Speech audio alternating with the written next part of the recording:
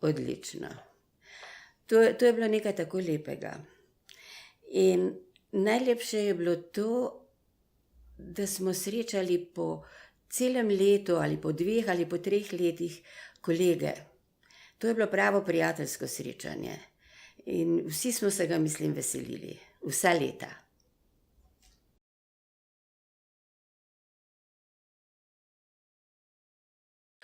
To je bil dogodek v mestu Gogi. To je bila predstava, ki sem jo imela zelo rada. Vse predstave so krasno potekale in upam, da na tem srečanju tudi.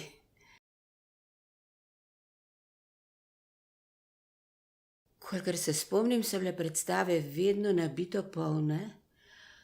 Včasih sploh ni bilo več mogoče dobiti kakšnega sedeža, kakšne vstopnice. Ne spomnim se pravzaprav, vsaj v prvih letih prav gotovo, nobene predstave, ki ne bi bila res krasno sprejeta od občinstva.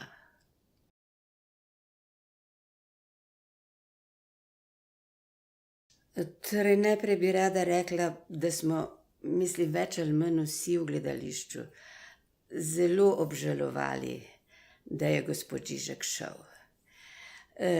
To je, mislim, edini sestanek, ki se ga jaz spominjam po teh več kot 35 letih, da se je ansambel sestal in prosil ravnatelja, naj ostane. To nisem nikdar pozneje doživela. Ampak gospod Žižek se je pač odločil po svoje. Branko Gombač je bil moj neposredni sošolec na akademiji, torej sva se dobro poznala, nikoli nisva imela nobenih posebnih težav drug z drugim, ne v zvezi z rednim delom, ne v zvezi z Borštnikovim srečanjem. Vse je teklo normalno. Jaz mislim, da sta bila oba zelo skrbna za ansambel.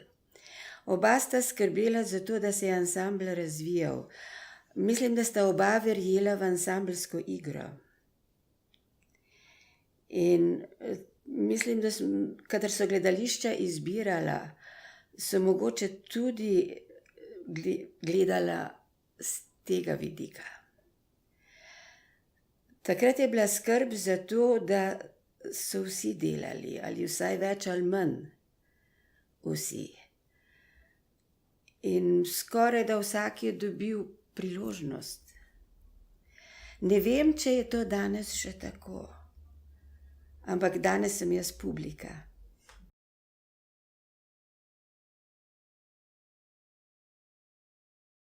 To niso bila več prijateljska srečanja.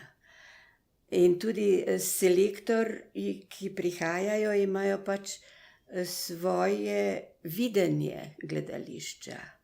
In mogoče so bili programi prej bolj raznoliki. Ker je vsako gledališče s svojega stališča zbralo predstavo, tako kot je samo videlo sezono, ali pa stil svojega gledališča. Tako da so nastajale spremembe.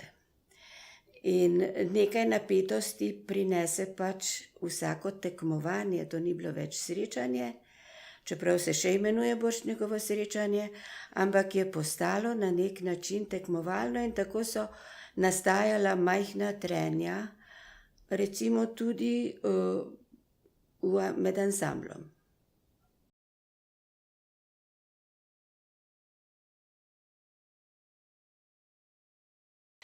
Prva je bila gospa Elvira Kraljeva, ki sem jo jaz poznala še iz Ljubljane, ker tam smo nastopali v predstavah v ljubljanski Drami, tudi kot študenti. In to je bila krasna priložnost, ker smo videli, kako delajo naši starejši kolegi. In potem seveda si lahko tudi doživel to, da je nekdo zelo kolegialen tudi z mlajšimi ljudmi, ki se šele tipajo zraven in poskušajo in gledajo z velikimi očmi ta oder, ki so ga prej pač gledali samo iz dvorane, potem pa so nenadoma stali na odru. In med tistimi, ki so nas najlepše sprejeli, je bila prav gotovo gospa Elvira Kraljeva. Ona je bila krasen človek, krasna igralka in nikdar zvezdnica. In zelo lepo se nam je mnogim zdelo, da je ravno ona dobila prvi Borštnikov prstan.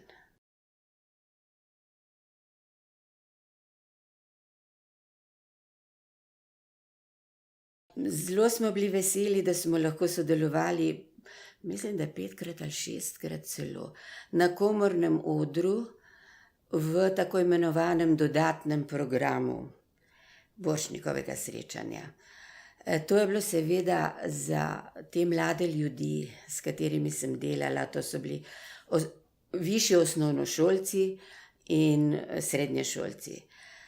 In za njih je bilo nekaj izjemnega nastopati v gledališču, ker gledališče ima svoj vonj, ima svoje razpoloženje, ki te stimulira.